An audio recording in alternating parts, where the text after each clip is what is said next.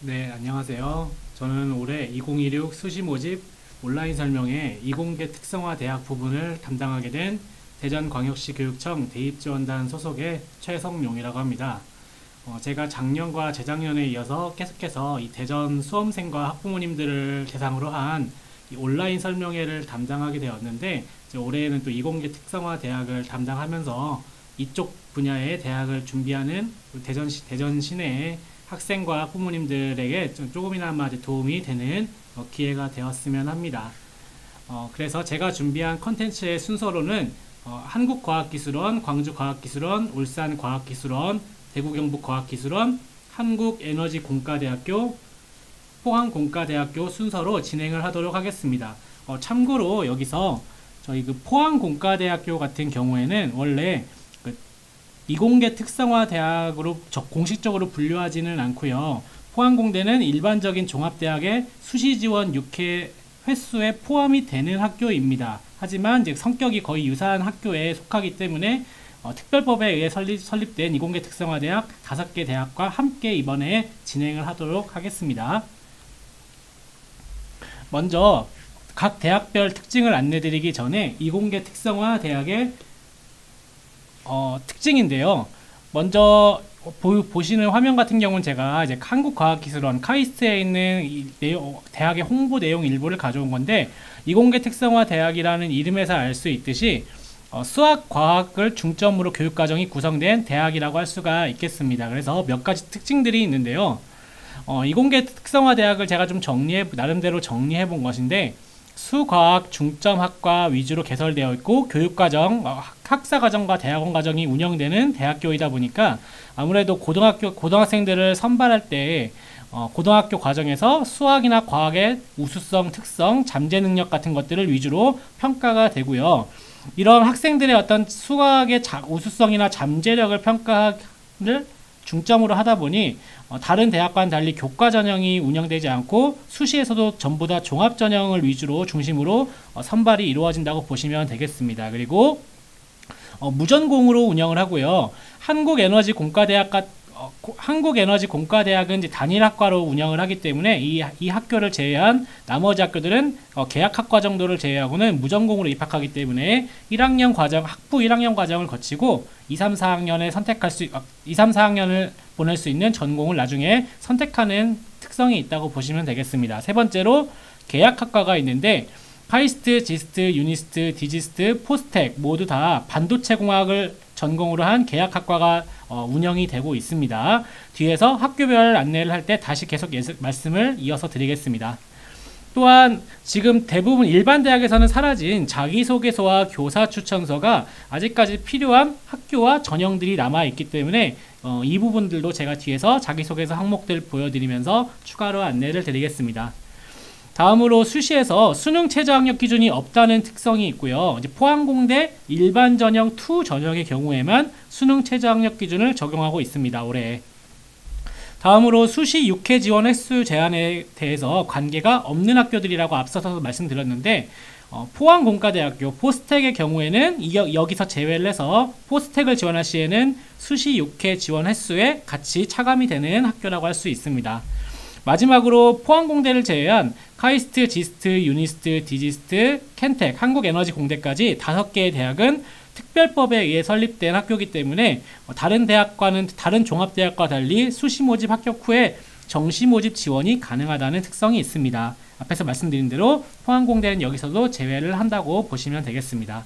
그리고 이공계 특성화 대학의 특징이라고 할 수 있는 것들이, 요즘은 이제 일반 종합대학을 진학한 학부생들도 대학원을 많이 가긴 하지만 특히 이공계 특성화 대학 특성상 학부생들이 석사나 박사과정과 같은 대학원 과정으로 진학하는 비율도 굉장히 높다는 특성이 있고요. 그래서 뭐 연구원이라든지 이런 것들을 꿈꾸는 학생들 중에 성적이 좋은 학생들이라면은 이공계 특성화 대학도 함께 일반 대학과 함께 병행해서 지원하는 것을 적극적으로 고려해 보셔도 좋을 것 같습니다. 이제 본격적으로 카이스트부터 시작을 해서 순서대로 6개, 6개 대학에 대한 안내를 드리도록 하겠습니다. 먼저 카이스트의 올해 수시 모집에서의 주요 사항 및 변경 사항을 같이 보시면은 전년도 대비 반도체 시스템 전공과 관련된 지원 관련 사항이 일부 변경되었는데 아까도 앞에서도 말씀드렸지만 반도체 전공 같은 경우는 포항공대를 포함한 모든 오늘 소개드리는 모든 대학에 대해서 계약학과로 선발을 하고 있습니다. 그래서 이 카이스트 같은 경우에도 반도체 전공을 원하는 경우에는 반도체 시스템 인재 전형 1이나 2 전형만을 지원해야 입학 후에 반도체 관련 전공을 선택할 수가 있습니다. 다음으로 중복 지원이 있는데요. 카이스트 지원 시에 수시 지원에서는 창의 도전 전형과 일반 전형 간의 중복 지원이 가능하고 반도체 시스템 인재 전형 1과 2 간의 중복 전형이 가능하다고 볼 수가 있겠습니다. 그리고 정시 전형이라고 볼 수 있는 수능 우수자 전형 같은 경우에는 수시 전형과는 관계없이 지원할 수가 있겠습니다. 그리고 이 앞에서 안내드린 내용들을 제외한 모든 전형 간에는 중복 지원이 불가능하기 때문에 중복 지원이 가능한 전형들을 미리 알고 계시면 좋을 것 같습니다. 다음으로 모집 단위별 모집 인원이 약간 조정이 되었는데 앞서 말씀드린 것처럼 반도체 공학 계약학과인 반도체 공학을 선발하는 과정이 조금 변화되었기 때문에 이거에 연결된 내용이라고 보시면 좋을 것 같은데요. 올해 모집 인원 조정 같은 경우 반도체 시스템 인재 전형 1과 2를 계약학과로 30명과 70명을 각각 선발하기 때문에 이 부분이 조금 바뀌었다고 보시면 좋을 것 같습니다. 다음으로 학교장 추천 전형 지원 자격이 일부 변경되었는데 조기 졸업 예정자가 지원 자격에서 제외되었다는 게 전년도 대비 차이점이고요. 창의 도전 전형, 일반 전형, 고른 기회 전형, 특기자 전형에서도 지원 자격이 일부 변경되었는데요. 이 부분은 변경 사항과 삭제 사항을 한 번씩만 화면을 보시면서 보시면 좋을 것 같습니다. 다음으로 특기자 전형 지원 시에 면접의 내용이 조금 변화되었는데 전년도 대비 우수성과 잠재력을 면접하는 것은 동일하지만 여기서 영어 능력과 관련된 면접 사항이 추가됐다고 할 수 있겠습니다. 그래서 전체적인 면접 순서는 면접 준비실에서 적합성과 영어 제시문 기반 20분 진행을 하고요.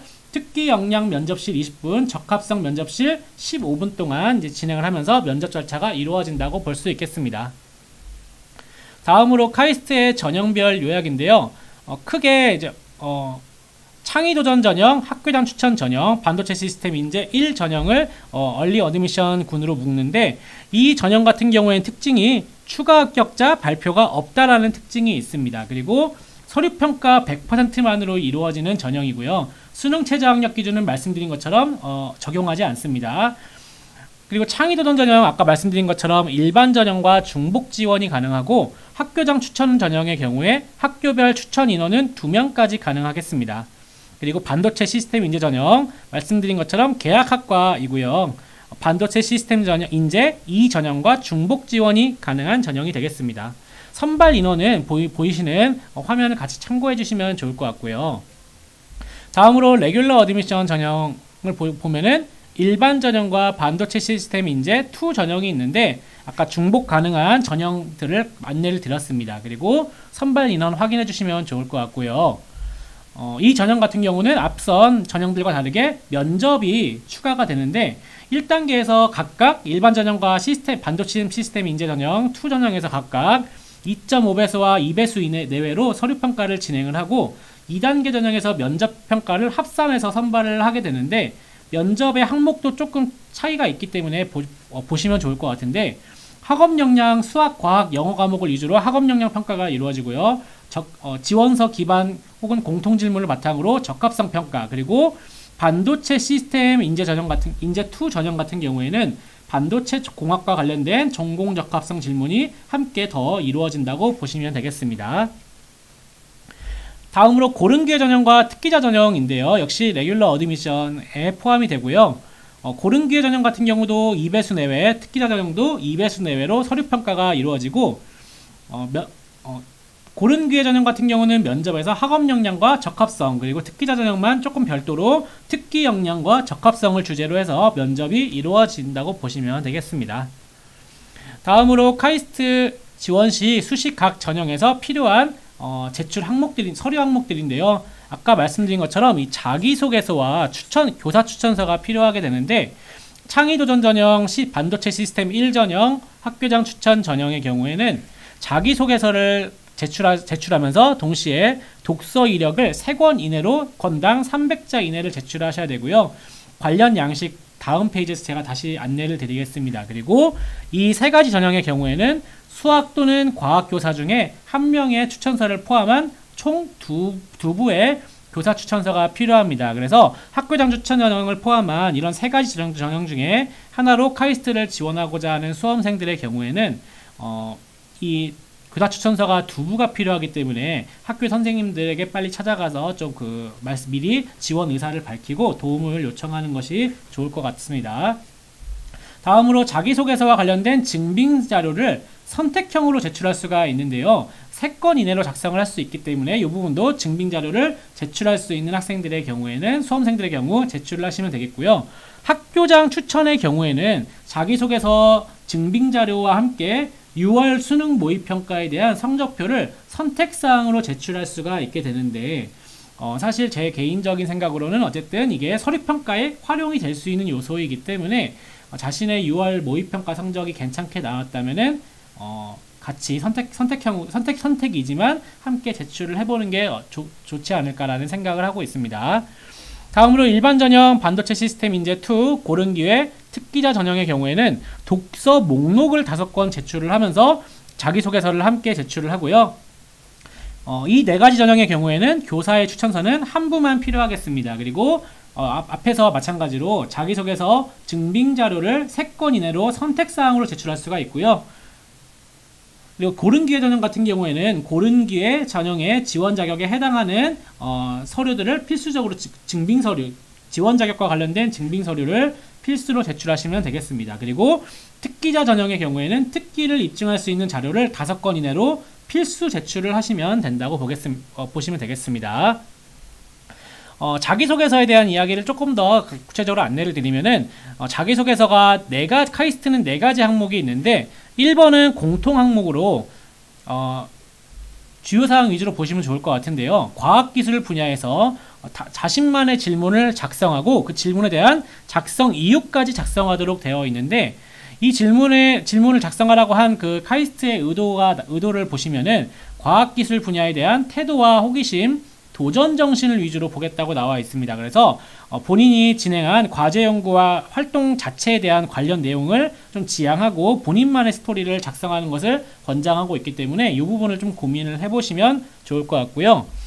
항목 2의 경우에는 전형별로 갈리게 되는데 특기자 전형은 본인이 생각하는 자신의 특기와 관련된 내용을 서술하는 항목이라고 할 수 있고 나머지 학교장 추천, 일반 전형, 반도체 시스템 전형, 창의도전, 고른기회 전형의 경우에는 자신의 진로와 관련해서 고등학교 재학 기간 동안 진로와 관련된 어떠한 노력을 해왔는지를 1500자 이내로 서술을 해주시면 되겠습니다. 3번 항목도 공통 항목인데 2가지 항목 중에 하나를 선택하시면 됩니다. 고등학교 재학 기간 중한 타인과 공동체를 위해 노력한 경험 관련 항목 혹은 본인이 학업 이외의 분야에서 경험했던 가장 큰 어려움과 극복을 위해 노력한 경험 중에 한 가지를 선택해서 서술을 해주시면 되겠고요. 4번은 역시 특기자 전형과 나머지 전형들이 갈리게 되는데 특기자 전형은 카이스트에 진학한 이후에 본인의 특기 역량 관련된 학업 연구 계획을 서술하면 되겠고요. 나머지 전형에서는 본인의 진로 희망을 적은 다음에 카이스트 입학 후에 진학 계획 혹은 학업 계획에 대해서 서술을 해주시면 되겠습니다.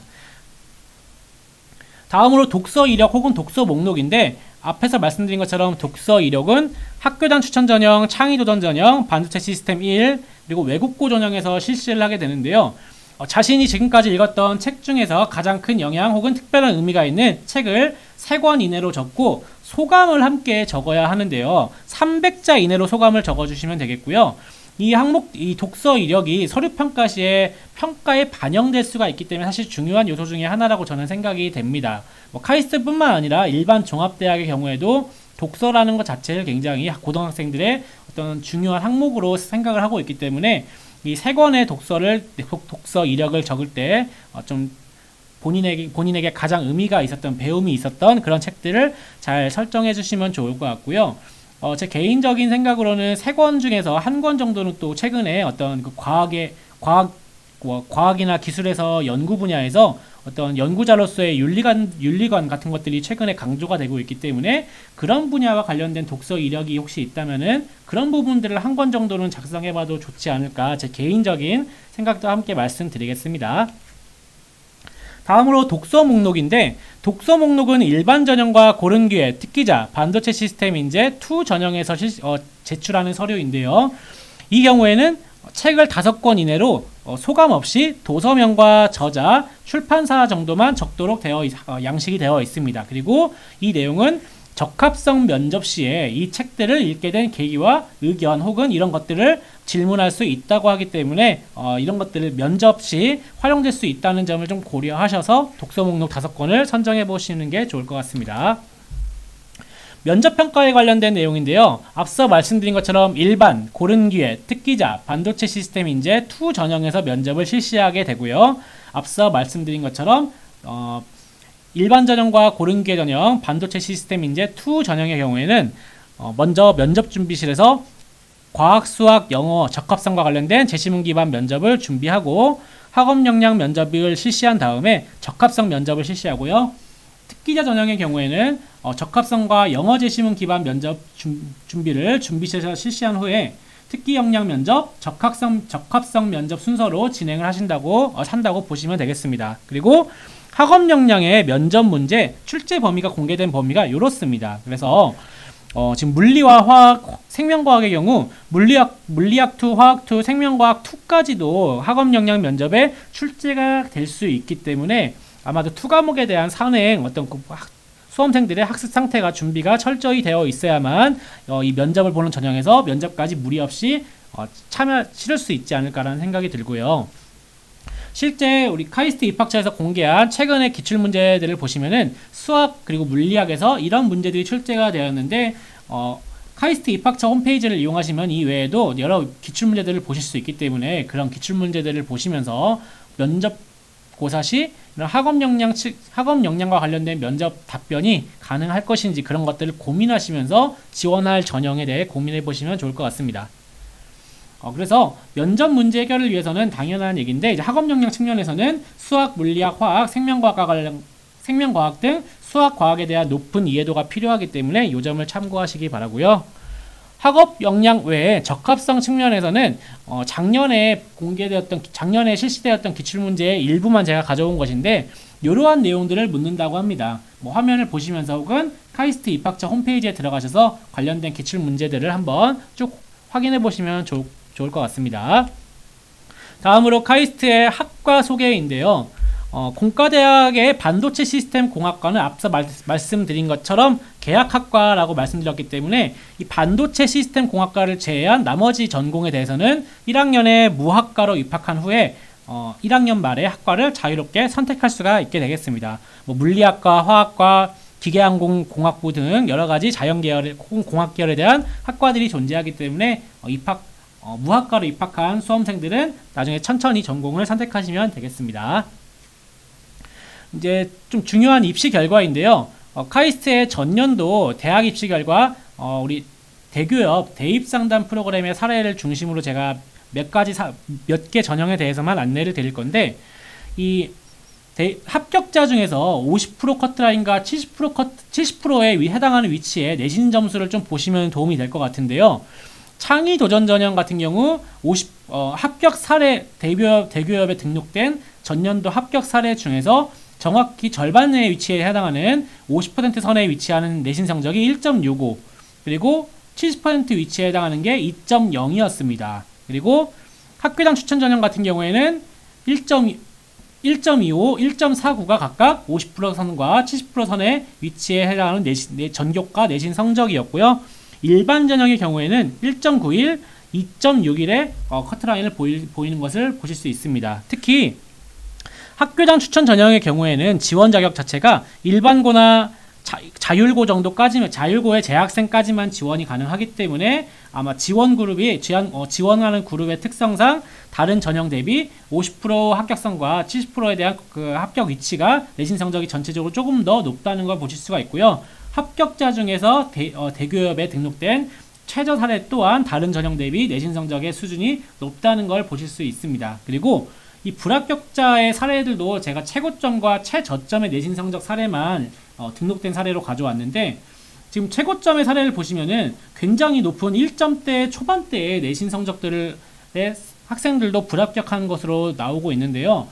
앞서 말씀드린 것처럼 수과학에 대한 특기사항, 잠재력 등을 보는 것이 이 이공계 특성화대학의 선발 과정의 특징이라고 할 수 있기 때문에 단순히 전교과 내신이 높다고 해서 합격이 보장되지 않는다라는 것을 이러한 그 입시 결과 사례를 통해서 알 수 있을 것 같습니다. 따라서 본인이 어떤 수학과 과학에서 강점이 드러나는 기록들이 있는지, 그런 것들을 카이스트뿐만 아니라 뒤에 나오는 지스트, 유니스트와 관련해서도 한 번씩 고민을 하시면서 지원을 하셔야 될 것 같습니다. 다음으로 이거는 이 자료는 전년도에 대전 지역의 일반고, 특목고와 자사고, 특성화고를 제외한 일반고 수험생들의 카이스트의 세계 전형의 지원 사례에 대한 내용인데요. 역시 학교장 추천 전형과 일반 전형, 창의 도전 전형을 보여드릴 건데, 제가 합격한 사례와 불합격한 사례의 사례수, 그리고 합격자와 불합격자 군의 최저점, 최고점, 그리고 평균 위치, 그리고 합격자들과 불합격자들의 평균 성적을 함께 이제 기록을 해놨는데요. 학교장 추천 전형을 보시면은 전교과 평균 성적이, 합격자들에 대한 전교과 평균 내신이 1.21 등급인데, 요 앞에 아까 대교협에서 보신 전체 사례를 보시면은 학교장 추천 전형에서 50%에 해당하는 위치가 1.29였습니다. 요 수치와 거의 유사한데요. 미리 말씀드리면 학교장 추천 전형과 같은 전형들은 뒤에 나오는 다른 대학들도 대부분 이 대교협 전체 사례의 50% 위치와 대전에서의 평균 수치가 거의 일치합니다. 그래서 이런 이런 내신 성적 수치들을 교차 검토하시면서 관심 있는 수험생들은 본인의 점수와 이런 제가 보여드린 점수와 비교하시면서 지원 가능성을 한번 고민해 보시면 좋을 것 같습니다. 그리고 학교장 추천 전형 같은 경우에는 대전의 전년도에서 최고점 사례가 1.03이었고요. 최저점이 1.59 이내로 들어온 수험생들이 지원을 해서 합격을 했다고 보시면 되겠습니다. 그리고 마찬가지로 내신이 1.1대에 해당하는 학생들도 지원해서 불합격한 사례가 있는데요. 앞서 말씀드린 것처럼 학교장 추천 전형 같은 경우는 면접도 없고 수능 최저 학력 기준도 없는 전형이기 때문에 100% 서류평가에 의해서 이렇게 결과가 나온 것이기 때문에 내신 성적 외에 어떤 다른 요인들이 합격과 불합격에 작용을 했다는 걸 알 수가 있고요. 이런 것들을 잘 고려하셔서 충분히 본인의 어떤 수험생 각자 본인의 생활기록부를 좀 충분히 보시고 지원할 만한지의 여부를 검토하시는 게 중요하겠습니다. 일반 전형과 창의 도전 전형도 보시면은 전년도에 대전에서 합격한 학생들의 평균 성적만 보신다면은 일반 전형의 경우 1.76, 창의 도전 전형의 경우 사실 사례수가 일반 전형과 창의 도전 전형 많지는 않지만 요 정도의 수치를 보였고요. 전체적으로 학교장 추천 전형이 아무래도 내신 성적 수치가 조금 더 내신 성적이 높은 학생들이 합격했다는 것을 보실 수가 있겠습니다. 불합격자군에 대해서도 최고점과 최저점, 그리고 그 지원 사례에 대한 평균값들을 제가 표로 같이 안내를 해드렸으니까 한번 같이 참고해 보시면 좋을 것 같고요. 앞에서 계속 반복해서 말씀드린 것처럼 굉장히 높은 내신 성적의 사례도 불합격을 할 수 있다는 점, 이 점을 충분히 고려하셔서 지원을 하시면 되겠습니다. 다음으로 카이스트 학교장 추천 전형에서 전년도에 대전 지역에서 합격한 사례의 최고점과 중간 위치, 최저 위치, 그리고 불합격자의 최고 위치에 대해서 이 수험생들의 내신 성적과 수능 성적 중에 일부 성적을 가져온 것인데요. 물론 이게 수능 최저 학력 기준이 적용되지는 않지만 실제 수능 성적 같은 경우에 통일된 문제로 이제 그 평가를 하는 시스템이기 때문에 아무래도 내신 성적 대비 이 수험생은 학업 역량이 전체적으로 평균적으로 어떠한지를 알아볼 수 있는 지표이기 때문에 제가 수학과 과학, 영어, 특히 과학은 상위 1과목에 대한 100분위값만 제가 가져와 봤고요. 전체적으로 봤을 때 합격한 최고점과 최저점 그리고 중간점을 보시면 다들 미적분 영역에서 100분위가 굉장히 높은 것을 보실 수가 있습니다. 이걸 통해서 간접적으로 카이스트에 합격하는 학생들의 수학에 대한 학업 역량이 굉장히 뛰어나다는 걸 알 수가 있고요. 역시 이런 수학에 대한 우수성 혹은 과학에 대한 우수성들이 아마 제출하는 서류, 생활기록부라든지 이런 데 잘 드러날 것이기 때문에 아마 합격을 하지 않았을까라는 생각이 듭니다. 옆에 이 수험생들의 내신 자료도 같이 참고로 보시면 좋을 것 같고요. 근데 그렇다고 불합격자들이 상대적으로 뭐 그 수능 성적이나 이런 것들이 떨어지는 건 아니고요. 불합격자 중에 최고점의 사례를 보시더라도 뭐 미적분과 과학탐구 상위 1과목에 100분위가 98, 99에 해당할 정도로 굉장히 우수한 학생들도 지원하지만 떨어질 수도 있다는 점, 이런 점도 참고사항으로 알아두시면 좋을 것 같습니다. 여기까지 카이스트였고요. 다음 지스트인데요. 지스트 같은 경우는 전년도 대비 주요 변경사항은 뭐 크게 없다고 보시면 되겠습니다. 그리고 앞서 말씀드린 것처럼 카이스트와 마찬가지로 반도체 전공에서 이 계약학과를 운영을 하고 있습니다. 다음으로 전형별 요약과정을 보시면요. 일반 전형에서 125명의 정원 내 전형이 있고 25명의 정원 외 전형이 있는데 1단계에서 6배수 내외로 서류평가를 진행을 하고 2단계에서 면접 전형을 실시를 합니다. 그리고 이 정원 외 전형의 경우에는 반도체공학을 전공할 수 있는 계약학과라고 보시면 되겠습니다. 학교장 추천 전형의 경우에는 고교별로 2명 이내로 지원이 가능한데요. 역시 1단계에서 서류평가로 5배수 내외로 선발을 하게 되고 1단계에서 60% 그리고 면접평가가 뒤에 이어지게 되겠습니다. 그리고 면접과 관련된 항목들도 같이 보시면 좋을 것 같은데 전공 능력과 내적 역량으로 함께 평가를 하기 때문에 이런 것들 참고하시면 좋을 것 같고요. 수능 최저학력 기준의 경우에는 말씀드린 것처럼 적용하진 않는데 지스트의 경우에는 수시 모집에서 각 전형 내에서 중복 지원이 불가능하다는 특성이 있습니다. 이 점을 참고하시면 좋겠고요. 다음으로 고른기회 전형과 특기자 전형이 있는데 고른기회 전형은 1단계에서 5배수, 특기자 전형은 4배수 내외로 서류평가에서 선발이 이루어지고요. 역시 면접이 있는데 특기자 전형 같은 경우에 면접 항목이 특기 역량과 내적 역량으로 평가를 한다는 점이 조금 차이점이기 때문에 이 점을 미리 알아두시면 좋을 것 같습니다. 다음으로 지스트의 제출 서류인데요. 역시 자기소개서가 4개 전형에서 모두 필수로 제출이 돼야 되고요.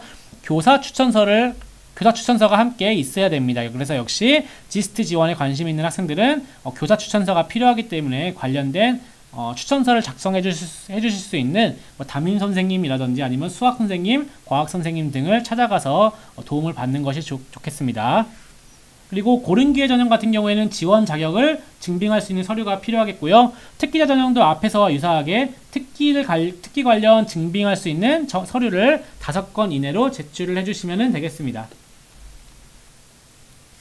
다음으로 자기소개서의 각 항목을 보시면은 1번 항목이 공통 항목인데 앞에 카이스트와 약간 유사한 질문일 수도 있는데요. 진로와 관련돼서 고등학교 기간 동안 본인이 어떤 의미 있는 학습 노력을 했는지를 기술하라고 되어 있고요.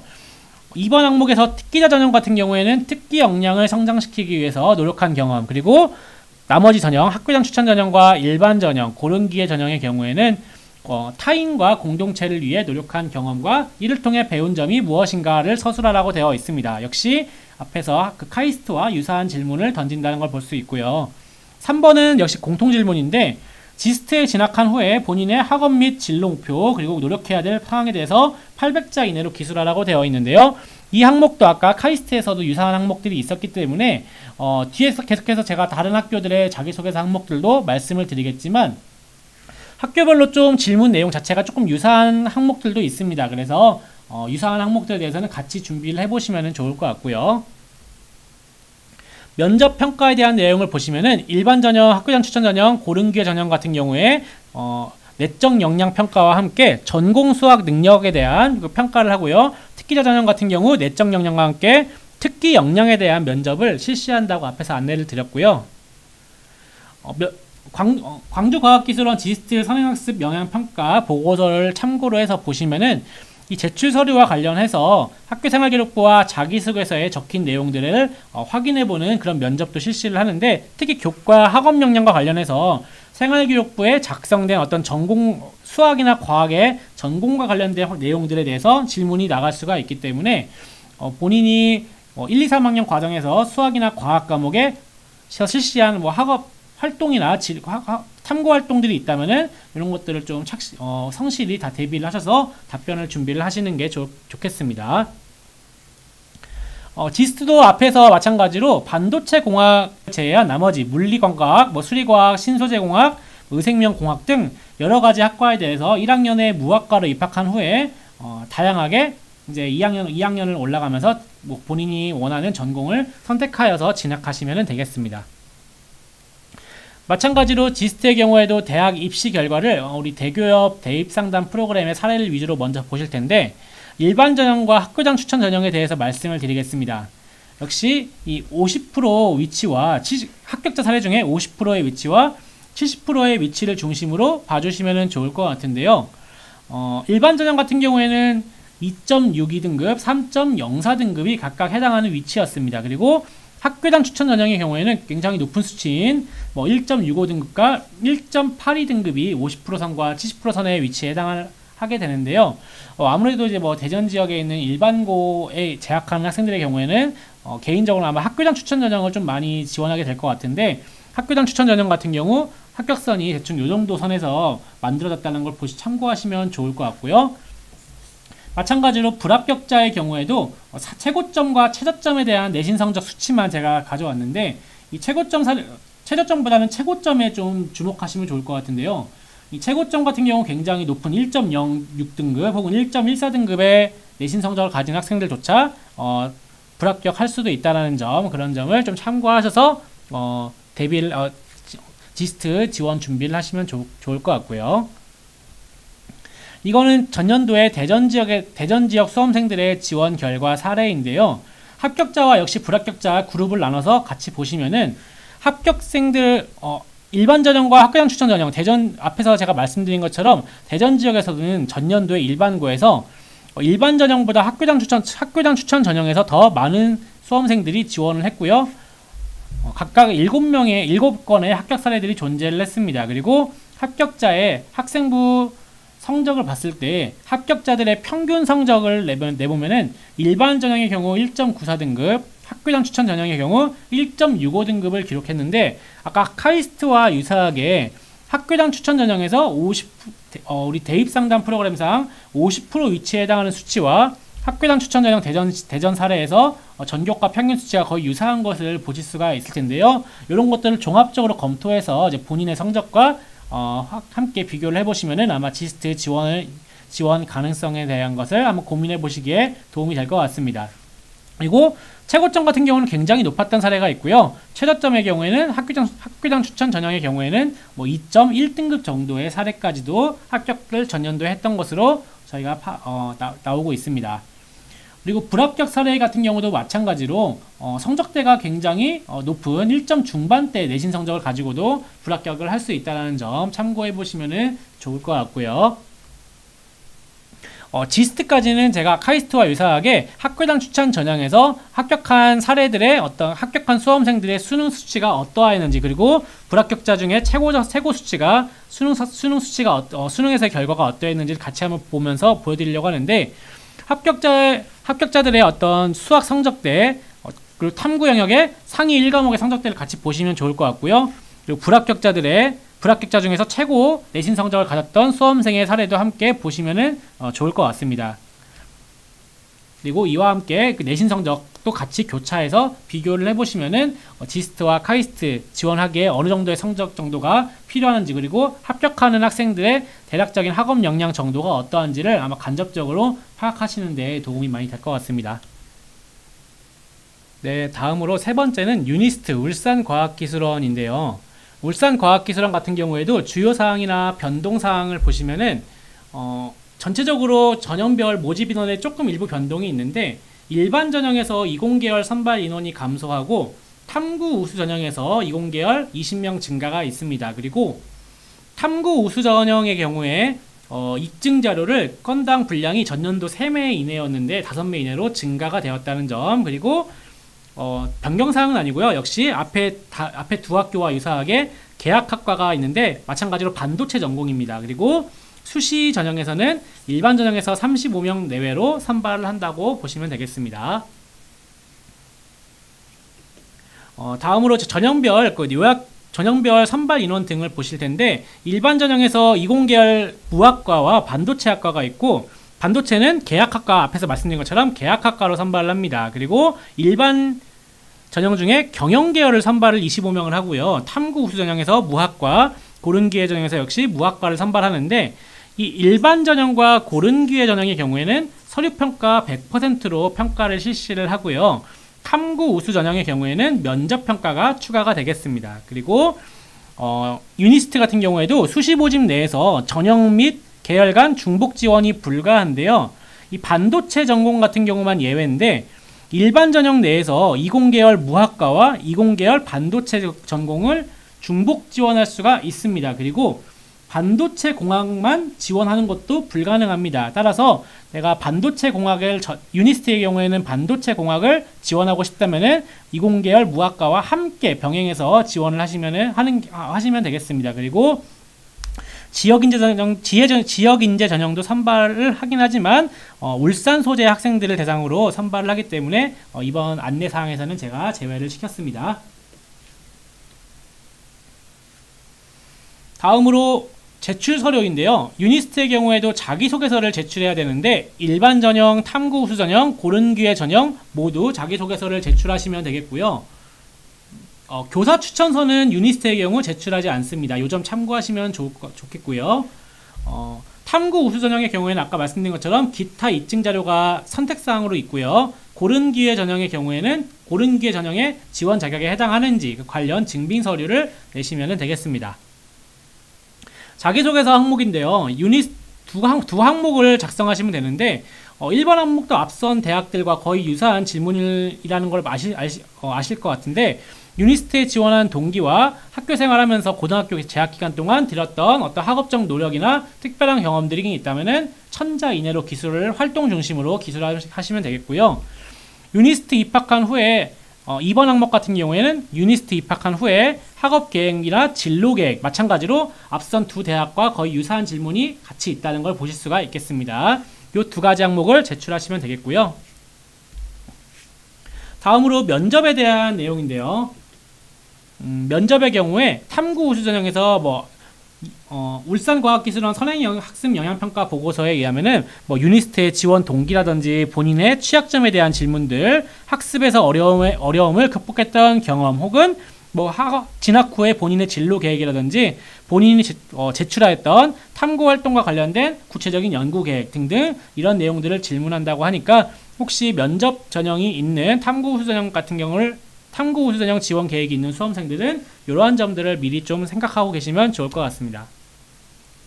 마찬가지로 계약학과인 학과 같은 경우에 계약학과인 반도체 공학을 제외하고 무학과로 입학해서 전공을 선택하게 되는데 이 유니스트 같은 경우는 경영계열로 지원할 수가 있기 때문에 경영계열로 입학한 학생들은 입학 시에는 새내기 학부지만 2학년 진학 시에 이제 경영과학부 소속으로 들어간다고 합니다. 이 점을 좀 알고 계시면 좋을 것 같고요. 마찬가지로 전년도 지원 사례를 보실 텐데 유니스트 같은 경우에 대학 입시 결과에서 대기업 상담 프로그램의 사례들을 위주로 보시면은 일반 이공계열과 경영계열을 보시면은 이공계열 같은 경우에는 50% 선과 70%에 위치하는 합격자의 그 내신 성적의 수치가 1.72등급과 2.02등급이었습니다. 그리고 경영계열 같은 경우에는 2.20등급과 2.65등급이었는데요.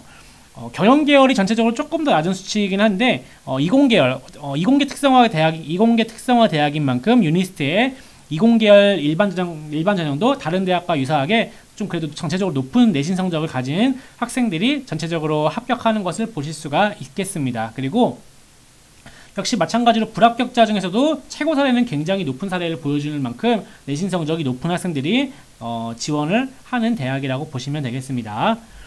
참고로 전년도에 일반 이공계열에서 반도체 전공까지 함께 중복했던 지원자의 수를 보시면요.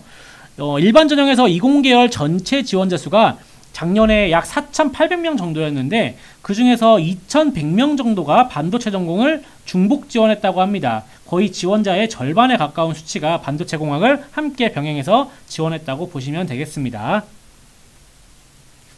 다음으로 대전 지역의 합격 사례인데요. 대전 지역의 합격 사례를 같이 보시면은 합격자 일단 경영계열 같은 경우는 전체적인 지원 사례 자체가 좀 많이 적습니다. 그리고 이공계에서 많은 지원 사례가 있었는데 이공계에서 합격자들의 평균 내신 성적을 보시면은 1.73등급이 나오는 걸 보실 수가 있는데요.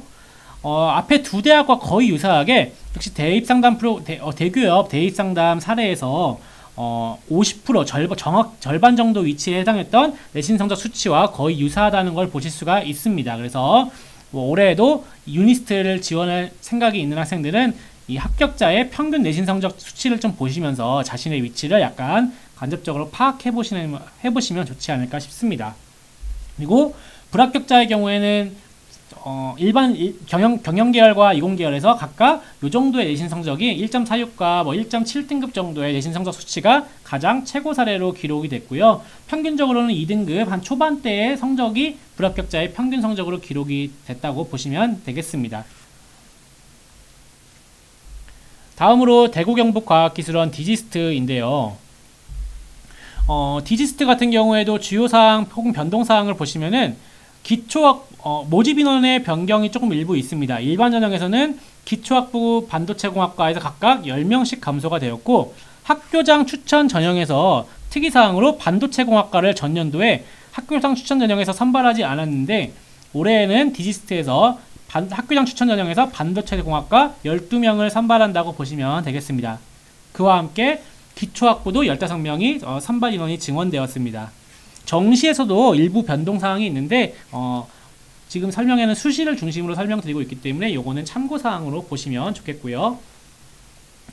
자기소개서의 문항도 공통문항 1이 일부 변경되었는데요. 이 자기소개서의 문항 같은 경우에는 뒤에서 다시 한번 보여드릴 거기 때문에 그때 다시 한번 보시면 좋을 것 같고, 과학인재 전형 같은 경우에 자기소개서 글자수가 전년도 750자에서 올해 1000자 이내로 250자 정도가 증가가 되었습니다.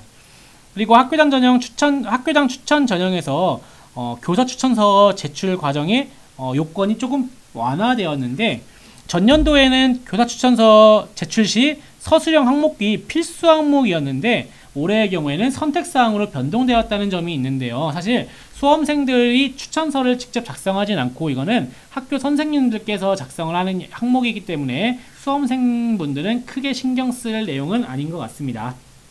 다음으로 말씀드린 것처럼 역시 계약학과가 반도체 전공을 운영하고 있는데, 반도체 전공에서 계약학과 수시에서는 일반 전형에서 15명 내외, 학교장 추천 전형에서 12명 정도를 선발한다고 보시면 되겠습니다. 그리고 과학인재 전형에서 평가 방식도 일부 변동이 있는데요. 면접평가에서 발표자료 미제출로 변경이 되었고, 서류평가 항목에서 일부 조정된 항목이 있습니다. 사회적 역량, 과학활동 우수성을 중심으로 평가를 한다고 하니까 같이 보시면 좋을 것 같고요. 여기는 30%로 수정이 돼야 될 것 같습니다. 그리고 원서 접수 기간이 올해 8일까지 확대가 되었다고 하니까 이 점을 참고해 주시면 좋을 것 같습니다. 디지스트 전형별 요약인데요. 선발 인원의 차이를 좀 보시면은, 일단 일반 전형의 경우 기초학부 반도체공학과 그리고 학교장 추천 전형도 기초학부와 반도체공학과로 나누어서 선발을 하는데, 앞서 말씀드린 것처럼 이 반도체공학과의 경우 계약학과라고 생각하시면 되겠고, 학교장 추천 전형의 경우에는 고교별로 추천 인원 2명씩 추천이 가능합니다. 그리고 디지스트도 마찬가지로 수시 모집에서 모든 전형 간의 중복 지원이 어렵기 때문에 이 점을 참고하시고요. 학교 폭력 조치 사항은 참고 사항으로 한번 보시면 좋을 것 같습니다. 역시 일반 전형과 학교장 추천 전형의 경우 서류평가 100%로 선발을 하고요. 역시 수능 최저학력 기준은 적용하지 않습니다. 고른기회 전형과 과학인재 전형이 있는데, 고른기회 전형도 서류평가 100%로 선발을 하고요. 과학인재 전형의 경우에만 면접이 일부 있습니다. 그래서 1단계에서 5배수 내외로 선발한 후에 면접평가, 과학활동의 우수성을 중심으로 해서 면접이 실시된다고 보시면 되겠습니다. 제출 서류가 이렇게 되어 있는데요. 일반 전형, 학교장 추천 전형, 고른기회 전형, 과학인재 전형 모두 자기소개서를 내셔야 되고요. 학교장 추천 전형의 경우에는 교사 추천서가 필요한데요. 따라서 학교장 추천 전형까지 생각하는 수험생분들은 교사 추천서 작성을 위해서 앞서 말씀드린 것처럼 담임 선생님이나 혹은 과학 선생님, 수학 선생님 분들을 찾아가시는 게 좋을 것 같고요. 고른기회 전형 같은 경우 고른기회 전형 지원 자격에 해당하는지 관련 증빙 서류 내시면 되겠고, 과학인재 전형을 지원하는 수험생의 경우에는 우수성 입증 자료를 필수적으로 3건 이내로 내시면 되겠습니다. 다음으로 디지스트의 자기소개서 항목인데요. 역시 두 항목, 유니스트와 유사하게 2개 항목을 디지스트의 경우 2개 항목을 작성하시면 되겠는데, 첫 번째 항목을 보시면 고등학교 재학 기간 중에 본인 진로와 관련된 의미 있는 학습 경험이나 교내 활동에 대한 노력을 기술하라고 되어 있고요. 글자 수가 조금 다릅니다. 과학인재의 경우 1000자 이내, 나머지 전형은 750자 이내라고 하니까 글자 수에 맞춰서 앞에서의 대학들과 유사한 항목들이기 때문에 마찬가지로 기술을 해주시면 되겠고요. 2번 항목의 경우 디지스트에서 어떻게 자신의 꿈을 실현해 나갈 것인지, 결국 앞에서 다른 대학들이 사용했던 입학 후의 학업 계획이나 미래 진로 계획, 유사한 질문이라고 보시면 되겠습니다. 역시 글자 수가 전형마다 조금씩 차이가 있기 때문에 이 점만 미리 좀 알고 계시면 좋을 것 같습니다.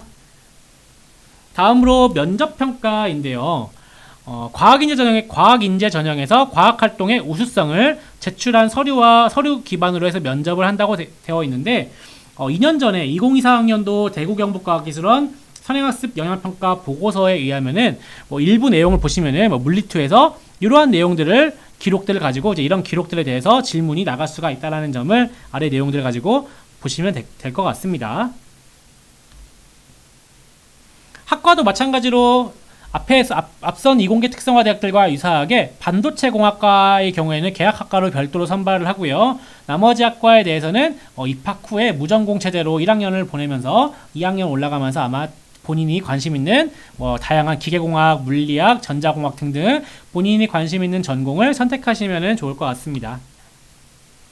다음으로 디지스트의 전년도 대입상담 프로그램에 등록되어 있는 사례들을 중심으로 안내를 드릴 텐데, 일반 전형 중에 기초학부와 반도체 공학과를 보시면은 역시 전체적인 사례 중에서 합격 사례 중에 50%에 대해 절반에 해당하는 위치와 70% 위치에 해당했던 그 내신 성적의 점수를 같이 보시면 좋을 것 같은데요. 일반 전형 중에 기초학부는 1.89, 2.51 등급, 그리고 반도체 공학과의 경우에는 1.60, 1.91 등급에 해당하는 위치까지가 70% 커트라인 이내에 70% 위치 이내에 들어오는 성적이라고 보시면 되겠습니다. 그리고 학교장 추천 전형의 경우에는 1.52 등급과 1.62 등급의 수치를 보였고요. 최고점의 사례 같은 경우는 이렇게 높은 수치를 보이고 있습니다. 그리고 불합격자의 경우에도 최저점보다는 최고점 위주로 보시면 좋을 것 같은데, 최고 내신 사례를 보시면은 각 전형에 대해서 1.12, 1.4, 1.1 정도를 기록하고 있기 때문에 역시 높은 내신 성적을 가지고 있더라도 수학이나 과학 분야에서 어떤 본인의 어떤 강점, 특기사항, 잠재 능력 등이 잘 드러나지 않는다면은 좀 합격이 보장되지 않을 수 있다는 점 참고하셔야 될 것 같아요. 대전 지역의 전년도 일반고등학교 학생들의 지원 사례와 같이 역시 교차 검토해 보시면 좋을 것 같은데, 전년도의 경우 학교장 추천 전형과 일반 전형 기초학부와 반도체 공학에서 요 정도의 지원 사례가 있었고, 요 정도의 합격 사례가 있었습니다. 그리고 합격자들의 어떤 평균 성적을 보시면 일반 전형에서의 기초학부 일반 전형에서는 1.6 정도의 내신 성적이 학교장 추천 전형에서는 1.59 정도의 내신 성적이 합격자들의 평균 성적으로 산출되었고요. 거의 유사하다는 걸 보실 수가 있습니다. 그리고 학교장 추천 전형 같은 경우 1.59 등급이 평균 성적인데, 역시 전년도 대입상담 프로그램의 어떤 절반 정도 위치에 해당하는 1.5 등급과 거의 유사한 수치라고 보시면 좋을 것 같고요. 전년도에 참고로 반도체 공학의 경우에는 학교장 추천 전형에서는 선발이 이루어지지 않았기 때문에 이 3개 전형에 대해서 안내를 드렸습니다. 그리고 이 불합격한 사례들도 보시면요, 역시 앞선 대학들과 유사하게 합격자들의 평균 성적 대비 요 정도의 성적이 불합격자들의 평균 성적으로 이제 나타났고요. 그렇지만 최고 사례 같은 경우는 1등급대에 해당하는 학생들이 최고점 불합격자 중에 최고 사례라고 보실 수가 있겠습니다. 다음으로 한국에너지공대 켄텍에 대한 이제 안내를 드릴 건데, 캔텍도 주요 변경사항을 보시면은 정시의 경우에 조금 변동사항이 캔텍은 있는데요. 수능 최저학력 기준이 캔텍의 경우 전년도에 있었지만 올해는 수능 최저학력 기준이 적용되지 않기 때문에 혹시라도 뭐 정시를 고민하는 수험생이 있다면은 뭐 요거 알고 계시면 좋을 것 같고, 성적 산출 시에 전년도에는 정시에서 영어가 반영되지 않았는데 올해는 영어 절대평가 과목인 영어가 등급별 감점되는 방식으로 평가를 한다고 합니다. 그리고 이 고른기회 전형에서 전년도에는 뭐 저소득 학생이나 농어촌 학생 전형 지원 자격에 해당하는 경우에 10명을 모집을 했는데 올해는 저소득 학생과 농어촌 학생을 3명과 7명으로 분할해서 선발한다는 특징이 있겠습니다. 그리고 앞서 처음에 말씀드린 것처럼 한국에너지공과대학교 같은 경우에는 모집 단위가 에너지공학부 1개로 동일합니다. 따라서 뭐 무학과 혹은 계약학과 없이 그냥 에너지공학부 1개의 학과로 수시와 정시에서 모집이 이루어지는 게 다른 앞선 4개의 이공계 특성화 대학과 차이점이라고 보시면 되겠고요. 전형별 선발 인원이라든지 전형 방식을 보시면은 크게 일반 전형, 고른기회, 농어촌 전형, 저소득 전형이 수시 모집에서는 있는데, 수시 모집에서 일반 전형과 고른기회 전형 중복 지원이 불가하고요. 역시 마찬가지로 불가하고요. 모두 면접이 있습니다. 1단계에서 모든 전형 5배수 내외로 서류평가를 실시하고 2단계에서 면접평가를 실시해서 최종 선발을 하게 되고요. 마찬가지로 수능 최저학력 기준의 경우 적용하지 않습니다. 그리고 면접에서 사실 앞선 대학들은 뭐 학업 역량 혹은 뭐 수학, 과학에서의 어떤 역량을 평가하는 면접들이 많았는데 에너지공대의 경우에는 창의성 면접을 진행하고 있고요. 요게 조금 다른 이공계 특성화 대학과의 좀 차별점이라고 볼 수가 있겠죠.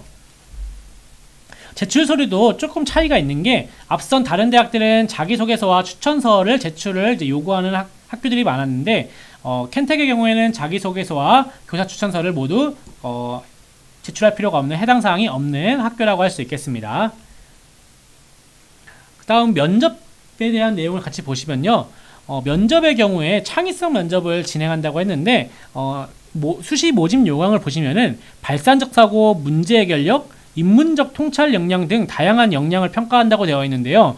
앞서 말씀드린 것처럼 단순히 어떤 수학이나 과학에 대한 교과 역량, 학업 역량 자체를 묻는 게 아니라 수험생의 전반적인 역량을 평가하는 방식으로 30분간의 준비 시간과 15분간의 답변 시간이 있다는 점이 조금 차이점이라고 할 수가 있겠습니다. 그래서 뭐 전년도 면접 문항도 면접 문제가 뭐였는지 공개가 되어 있기 때문에 잠깐 같이 보여드릴 텐데, 전년도의 경우에는 30분간 준비실에서 문제지와 신문기사를 수령해서 기사 내용을 파악하고 기사 간의 연관성이나 시간적 흐름을 추론하도록 30분 동안 시간을 제공했다고 합니다. 그리고 30분간 제공받은 기사들의 순서를 제시하고 그 이유를 논리적으로 설명해보라고 했는데 이 내용이 전년도의 면접이었다고 합니다.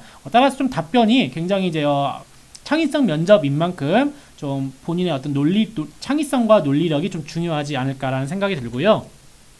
실제 창의성 전년도에 실시한 창의성 면접 문항의 일부만 제가 가져온 것인데, 이렇게 여러 가지 기사들을 주고 나서 이 신문 기사의 인과관계나 연관성을 자신의 어떤 스타일대로 해석을 해서 답변을 요구했다고 하는데요.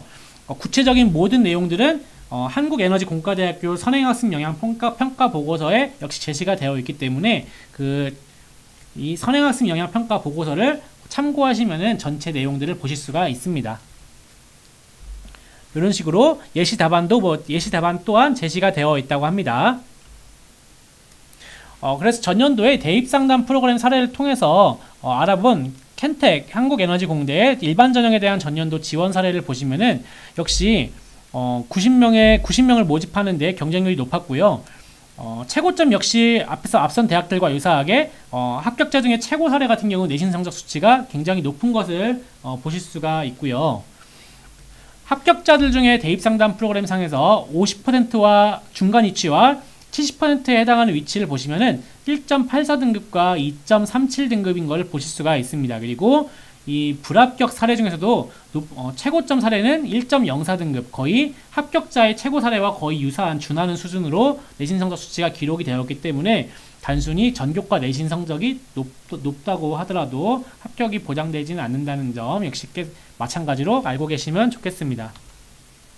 그리고 대전 지역에선 전년도에 총 36건의 어떤 그 에너지공대, 한국에너지공대의 지원 사례가 있었는데 그 중에서 7건의 합격 사례가 있었는데요. 이 합격자들의 학생부 성적, 합격자들의 내신 성적에 대한 평균값이 한 요 정도가 1.65 등급 정도가 되고요. 역시 앞섰던 디지스트라든지 유니스트의 합격자들의 평균 성적과 거의 유사한 수치라고 보시면 되겠고요. 불합격자들의 성적에 대한 평균값 역시 앞선 대학들과 거의 유사한 수준으로 보이고 있습니다.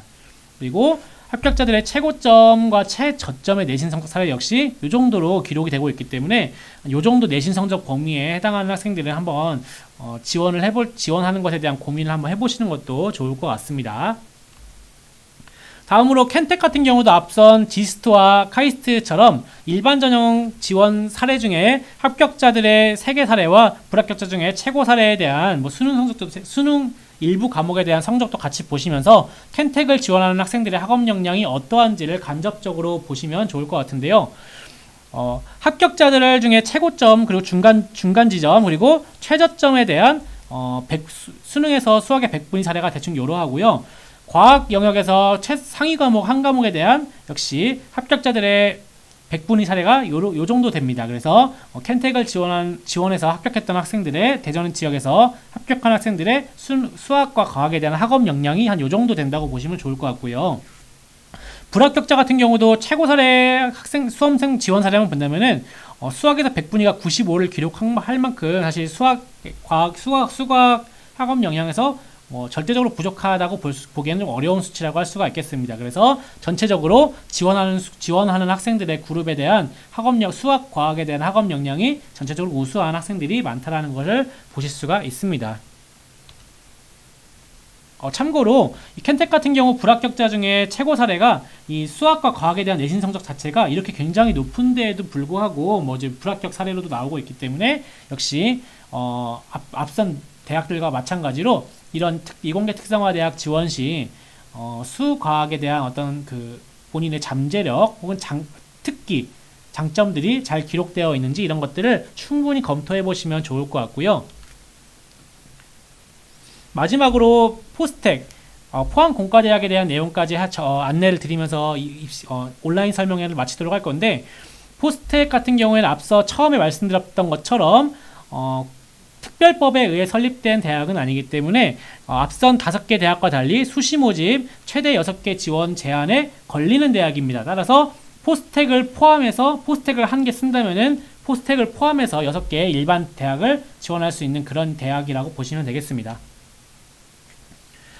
주요 변동사항을 보시면 전년도의 포항공대 같은 경우는 반도체공학 인재 1과 2로 나누어서 계약학과 반도체 전공을 선발을 하였는데, 올해 같은 경우에는 반도체공학 인재 전형 1, 2 전형을 폐지하고 반도체공학 인재로 통합했다고 보시면 좋을 것 같습니다. 그래서 40명의 계약학과 인원을 모집을 하고요. 평가 비중도 일반 전형 1과 반도체공학 인재 전형에서 전년도 대비 서류평가와 면접평가의 비중을 변화를 주었다는 점이 차이점이라고 할 수 있겠습니다.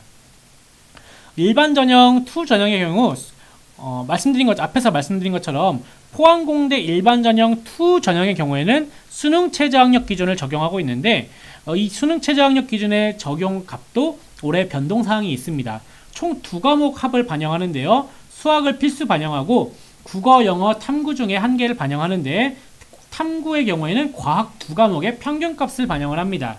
그리고 이 두 개 영역의 합산 수치가 4등급 이내로 들어오면 수능 최저학력 기준 충족이 되고요. 수학에서는 확률과 통계는 인정하지 않기 때문에 미적분 혹은 기하의 응시가 필요합니다. 그리고 기회균형 전형에서 전년도 대비 큰 변동사항으로 면접평가가 사라지고 올해는 서류평가만 실시한다는 점이 큰 차이점이라고 보시면 되겠습니다. 다음으로 포스텍 전형별 주요 요약 자료인데요. 역시 반도체공학 계약학과인 반도체공학 전공을 제외하고는 무전공으로 선발을 하게 되고요. 올해 일반 전형 1과 일반 전형 2에서 단일 계열 무전공 선발이 이루어지고, 반도체공학 계약학과인 반도체공학과는 반도체공학인재 전형이라는 전형에서 아까 말씀드린 것처럼 40명 이내의 선발이 이루어집니다.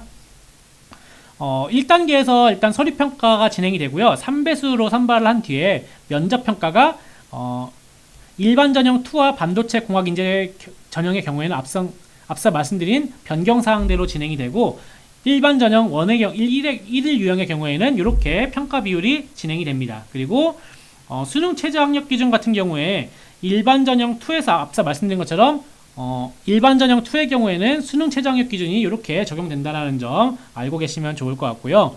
역시 중복 지원, 동일 모집 단위 내에서는 중복 지원이 불가능한데, 지원 자격에 해당한다면은 모집 단위가 다른 전형 간에는 중복 지원이 가능합니다. 예를 들어서 모집 단위가 단일 계열과 반도체 공학이 있기 때문에 뭐 일반 전형 1과 반도체 공학 인재 전형을 함께 중복 지원하는 경우에는 상관이 없겠습니다.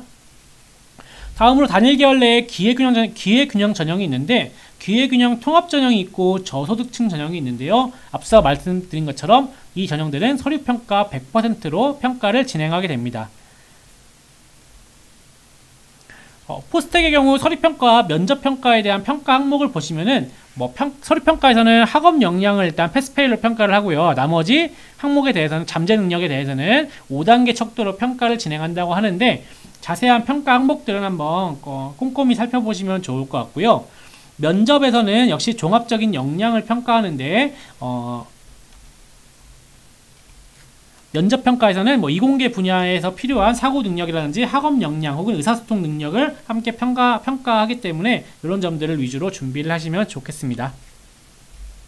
면접평가가 전형별로 평가 방식이 조금씩 다르다는 게 포항공대의 좀 특이사항이라고 볼 수가 있겠는데요. 일반 전형 1의 경우 개인 면접, 개인 과제, 그룹 활동의 형태로 면접 평가가 진행이 되고, 일반 전형 2의 경우 서류 평가를 기반으로 한 개인 면접, 그리고 반도체 공학 인재의 경우에는 서류 평가 기반의 질의응답 면접과 재실분 기반의 면접이 이제 이루어진다는 점이 큰 전형별 면접고사의 차이점이라고 보시면 되겠습니다. 전년도에 포항공대에서 실시했던 면접 문항에 제가 일부를 가져왔는데요. 보시는 것처럼 좀 한번 쭉 읽어보시면 알겠지만 면접에 대한 난이도가 어느 정도 있다고 보이고요. 이 정도의 면접고사에 대한 답변을 할 수 있을 것인지에 대한 고민을 해보시면서 포항공대를 지원할지 그런 여부들을 고민해 보시면 좋겠습니다.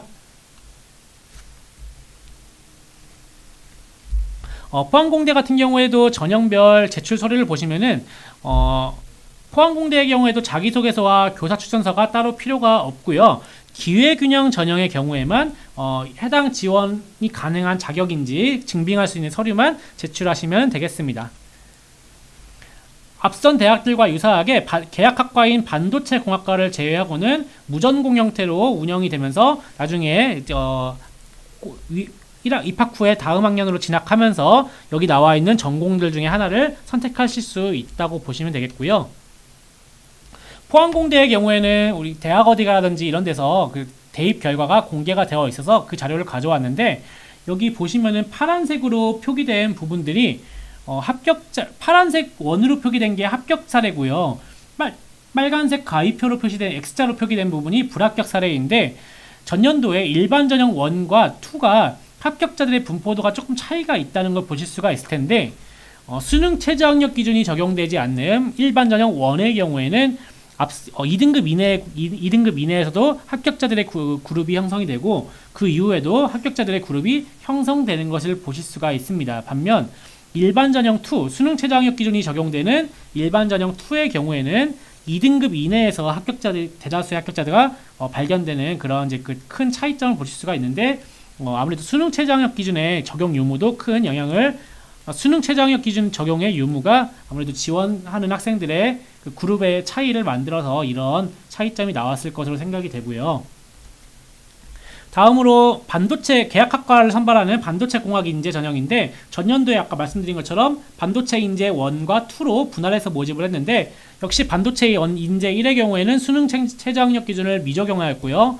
반도체 공학 인재 2의 경우에는 수능 최저 학력 기준을 적용하였기 때문에 역시 합격자들의 어떤 분포 그룹을 보시면은 좀 다르게 형성되었다는 것을 보실 수가 있습니다. 그리고 올해에는 반도체 공학 인재로 전형이 통합되면서 수능 최저 학력 기준을 적용하지 않는 방식으로 가기 때문에 앞서 일반 전형 1과 전년도의 일반 전형 1과 올해 전년도의 일반 반도체 공학 인재 전형 1 두 가지의 사례를 같이 이렇게 비교해 보시면서 아마 올해도 전년도 일반 전형 1과 전년도 반도체 인재 전형 1과 같은 유사한 합격자들의 분포가 만들어지지 않을까 조심스레 예상을 한번 해보고요. 이런 것들을 참고로 알고 계시면 좋을 것 같습니다. 대전 지역에서는 전년도에 포항공대에서 지원 사례 자체가 앞선 대학들과 비교했을 때 아무래도 수시 지원 제한 횟수가 걸리다 보니까 앞에 있는 대학들보다 지원 사례가 대전에서는 많지는 않은데 그래도 몇 건 있어서 같이 보시면은 일반 전형 1과 2에서 요 정도의 지원 사례가 있었고요. 합격자의 최고 사례는 요 정도, 그리고 최저 사례가 요 정도로 그래도 한 2등, 2.0등급 내외 정도에 들어오는 학생들이 포항공대를 전체적으로 지원했다고, 일반고에서 지원했다고 보시면 되겠고요. 전년도 합격자들의 평균 성적을 보시면은 역시 1.5등급 혹은 1.69등급 정도로 해서 앞선 대학들과 합격자들의 평균 내신 성적이 거의 유사하다는 걸 보실 수가 있겠습니다.